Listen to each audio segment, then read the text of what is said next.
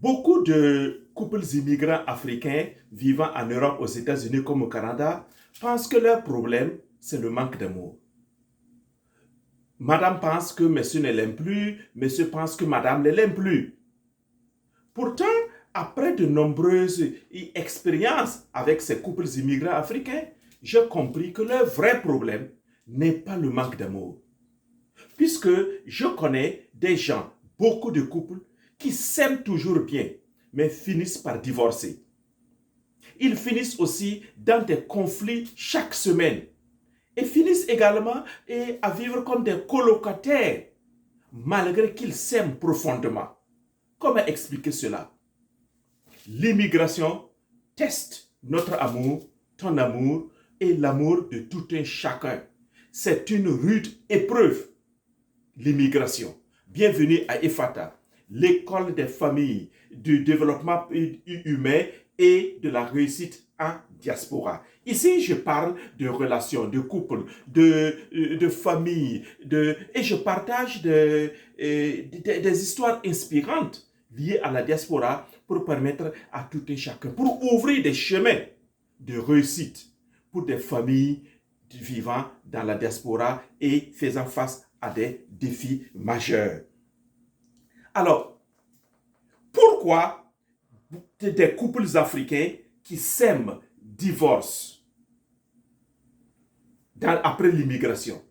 Ils se sont aimés en Afrique, mais quand ils arrivent dans l'immigration, boum, c'est le chaos total. Où ils ont commencé leur amour, leur relation en Europe, aux États-Unis, au Canada, mais après quelques années, boum, c'est la déchirure amoureuse. Pourquoi cela? Je m'en vais t'expliquer. Et si tu ne comprends pas la diaspora, ton amour, elle va détruire ton amour. C'est pourquoi j'ai toujours invité les uns et les autres à étudier cela. Et moi, j'ai pris mon temps, parce que c'est mon domaine de prédilection. J'ai pris mon temps d'étudier et de comprendre la diaspora. Et c'est pourquoi je partage mes expériences, je partage des astuces, des conseils afin d'aider les uns et les autres. Le plus grand mensonge qu'on nous a enseigné, c'est que on nous a appris à nous marier. On nous a appris à nous marier, mais on ne nous a pas appris à nous aimer. Voilà le hic ici. Et de surcroît, on ne nous a pas appris à nous aimer dans une condition, dans une situation exceptionnelle.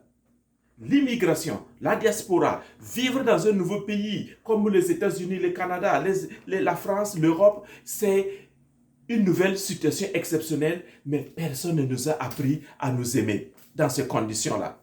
On nous a appris à chercher du travail. On nous a appris à courir derrière nos papiers et d'immigration pour avoir la nationalité. On nous a appris à écrire un résumé, un CV, une lettre de motivation. On nous a appris ceci ou cela, ou à aller à l'hôpital, avoir l'assurance maladie, santé. Mais on ne nous a pas appris à nous aimer dans ces conditions-là. Un nouveau pays, une nouvelle culture, un nouveau travail, des nouvelles lois, une nouvelle langue, des nouvelles responsabilités. Tout cela va exercer une pression énorme sur notre amour, sur notre relation, sur ta relation et sur ton amour. C'est pourquoi, déjà, tu peux conclure que pourquoi beaucoup de couples immigrants africains craquent lorsqu'ils arrivent à l'immigration. C'est à cause de cette pression-là. Il y a 7 chocs que l'immigration crée auprès des immigrants africains et des couples immigrants africains. Avant de continuer, mettez les j'aime, partagez cette vidéo et abonnez-vous. Abonnez-vous pour que nous puissions faire grandir notre communauté EFATA. Plus nous en sommes nombreux, plus nous pouvons nous partager des idées magnifiques. Il y a 7 chocs de l'immigration. Et face à ces chocs-là, beaucoup de couples immigrants africains éclatent. Quels sont ces 7 chocs-là qu'il faut comprendre? Je ne vais pas les détailler. Ces 7 chocs, c'est quoi? C'est le choc financier. 1. 2. Les rôles changent. Messieurs qui étaient habitués à des rôles dits masculins, entre guillemets, en Afrique, il arrive aux États-Unis, ses rôles changent nécessairement. Madame aussi, qui était habituée à se confiner à la cuisine, arrivée aux États-Unis, ce rôle-là va être modifié d'une certaine manière parce qu'elle va travailler aussi. Donc, le choc financier, les rôles changent, le stress permanent, ça, vous en connaissez autant. L'isolement, on est loin de la famille. Et souvent, là où dans notre pays d'accueil, on n'est pas connecté à la communauté africaine. Et les enfants qui s'intègrent plus facilement, qui apprennent plus facilement la langue que les parents. Et les parents sont toujours les laissés pour compte. Ou les enfants qui prennent rapidement les mauvaises habitudes du milieu de vie. Voilà, c'est un choc aussi. Les attentes sont différentes. L'un veut économiser, l'autre veut envoyer l'argent au pays. Et enfin, l'absence d'outils. Voilà. L'absence d'outils, c'est le choc le plus criard. On veut résoudre les problèmes nouveaux avec des méthodes anciennes. Les méthodes qu'on a découvertes depuis l'Afrique, on les transporte dans la diaspora et on veut résoudre les problèmes de couple en ce moment avec ces mêmes méthodes anciennes-là. Ce sont des méthodes désuètes, des méthodes dépassées. Et voici, face à ces 7 chocs de l'immigration-là, et personne ne nous enseigne comment faire face, comment s'en sortir, comment faire de telle sorte que notre amour puisse perdurer, puisse s'épanouir. Parce qu'à Efata ici, il y a 3 choses qu'il faut que je poursuive. Une relation durable, une relation épanouissante et une relation exemplaire. Voilà. Et qui nous enseigne cela? Est-ce que nous avons même le temps pour cela? On ne prend même pas le temps pour cela, puisqu'on ne nous a même pas enseigné cela. On nous a appris à chercher le dollar, à chercher les euros, à courir derrière le travail, derrière l'argent, les opportunités. Quand on parle d'opportunités, je m'attends à ce que on évoque aussi le mariage, la relation amoureuse comme une opportunité. Non, non, non. Les gens ne voient pas cela comme une opportunité. Ils voient l'argent, le business, le business en ligne aujourd'hui. Et tout le monde est dedans.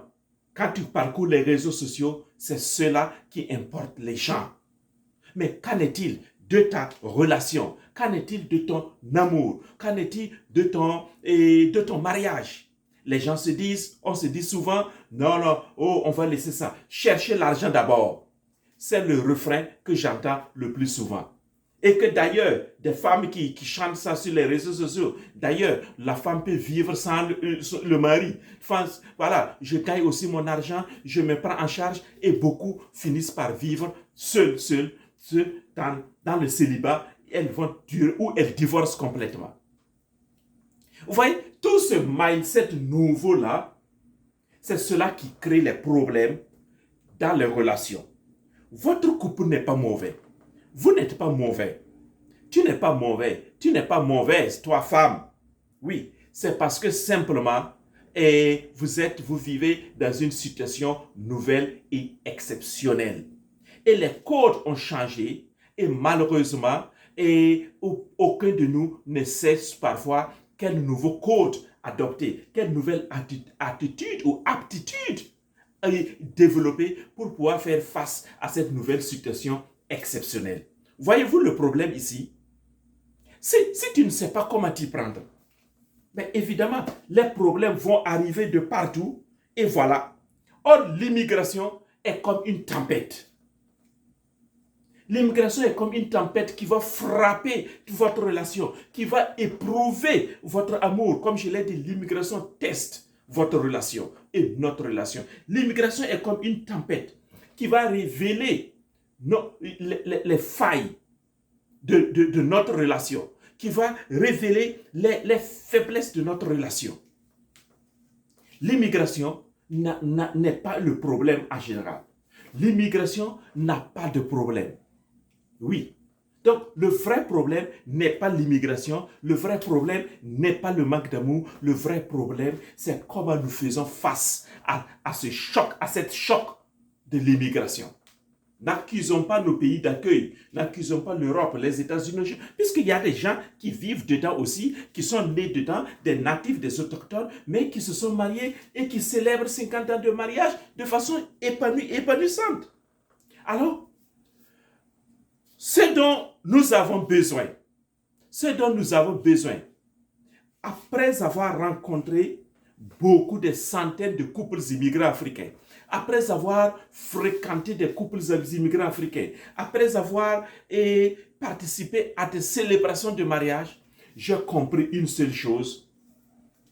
Ce qui manque aux couples immigrants africains et aux immigrants en général, où le vrai problème, c'est le manque d'outils appropriés.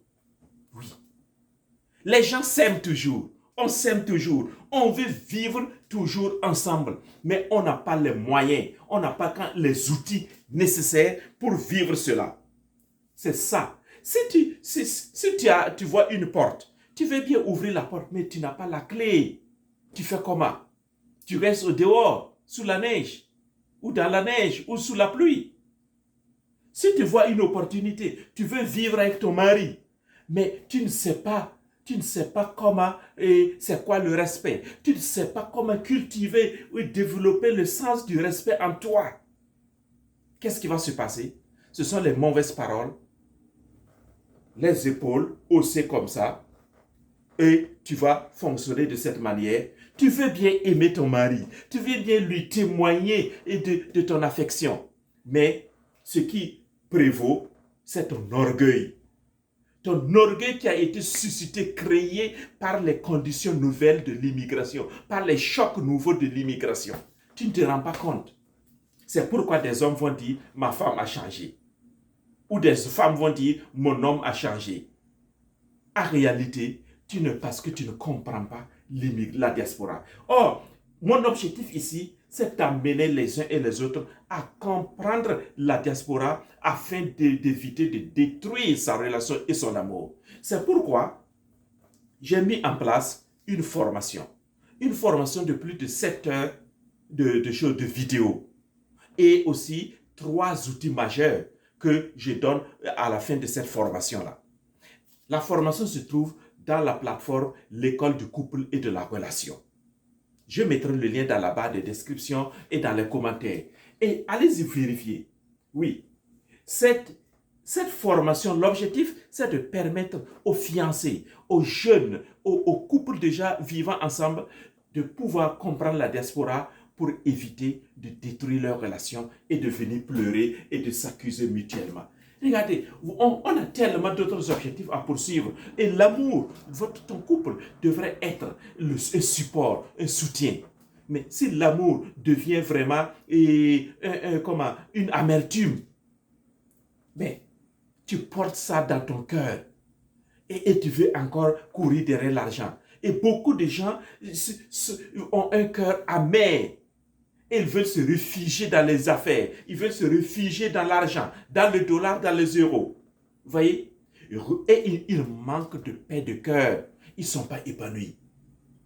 Voilà. Donc, le premier problème à résoudre, c'est notre relation, ou nos relations les uns avec les autres. C'est pourquoi cette formation, elle est vraiment appropriée, destinée aux couples immigrants africains et à tous les fiancés, à tous les jeunes, toutes les jeunes qui veulent vraiment se lancer et réussir à construire une relation efficace, stable et épanouie dans la diaspora. Dans cette formation, tu vas comprendre les 5 choses que la diaspora détruit chez la femme. Tu vas également comprendre pourquoi certains hommes changent, ou la plupart des hommes changent après 3 ans arrivés en Europe, aux États-Unis, au Canada. Et tu vas également comprendre le secret des couples qui sont heureux, épanouis dans la diaspora. Pendant que les uns divorcent, se séparent, vivent comme des colocataires et se chamaillent matin, midi, soir, d'autres se consolident, d'autres se construisent ou se reconstruisent et sont vraiment de beaux témoignages de couples mariés dans la diaspora. Mais malheureusement, on n'en parle pas. On préfère présenter les problèmes. Non, à Ephrata, nous mettons l'accent aussi sur ce qui fonctionne, sur ce qui marche. C'est pourquoi, dans cette formation, j'ai pris le temps de faire une vidéo pour parler, présenter le secret des couples qui fonctionnent, qui réussissent, qui s'épanouissent dans la diaspora. Il y en a nombreux. On ne peut même pas les compter. Oui, c'est parce que tu ne les cherches pas. C'est parce que tu ne regardes pas bien à gauche, à droite, ou tu n'as pas set up ton mindset pour les voir. Si tu n'as pas porté les vraies lunettes pour les voir, tu ne vas pas les voir. Tu vas croire que tout le monde est comme toi parce que ton mariage est bancal ainsi et tout le monde est comme ça. Et il y a des outils concrets, pratiques que j'ai donnés. Un de ces outils, ce sont les 21 pièges à éviter dans la diaspora si tu veux construire et consolider ton mariage. 21 pièges. Et aussi un autre outil pratique, les 15 questions à poser à son conjoint ou à sa conjointe. Si tu veux construire vraiment une relation épanouie et épanouissante dans la diaspora. Alors, chers amis, à Ephrata, nous sommes concrets. Nous avons les pieds sur terre. À Ephrata, nous avons le regard tourné vers le futur, pas vers le passé. Non, on construit le présent pour le futur. C'est ce que nous faisons à Ephrata. Donc notre vision est claire, permettre à tout un chacun de construire et d'entretenir des relations efficaces et épanouissantes et durables. Alors, cette formation, elle est faite pour toi. Si tu veux vraiment prendre au sérieux ta relation, comme tu prends au sérieux la recherche du travail, la recherche de choses, de l'argent aussi. Voilà, comme tu prends le temps aussi de chercher d'autres opportunités pour envoyer l'argent au pays, pour construire des maisons ici ou là, ou pour acheter des maisons ou d'autres choses et dans ton pays d'accueil, prends au sérieux aussi ta relation. Tu vas voir. Et lorsque tu auras compris bien la diaspora et accepté de prendre les outils que je te présente là, tu vas voir, beaucoup ont compris la diaspora, mais manquent d'outils. Beaucoup ont compris les 7 chocs de l'immigration, mais manquent d'outils. Alors, si tu comprends ton mal, mais tu n'as pas le remède, ton mal va un jour. Alors, moi, je te tends la main avec les outils, avec les clés. Que vas-tu faire? La balle est dans ton camp.